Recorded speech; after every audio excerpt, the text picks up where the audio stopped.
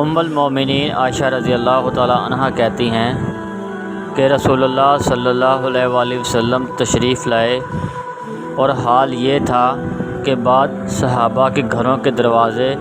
مسجد سے لگتے ہوئے کھل رہے تھے، تو آپ صلی اللہ علیہ وآلہ وسلم نے فرمایا ان گھروں کے رخ مسجد کی طرف سے پھیر کر دوسری جانب کر لو۔ پھر نبی اکرم صلی اللہ علیہ وآلہ وسلم مسجد میں یا صحابہ کرام کے گھروں میں داخل ہوئے اور لوگوں نے ابھی کوئی تبدیلی نہیں کی تھی، اس امید پر کہ شاید ان کے متعلق کوئی رخصت نازل ہو۔ پھر جب آپ صلی اللہ علیہ وآلہ وسلم دوبارہ ان کے پاس آئے تو فرمایا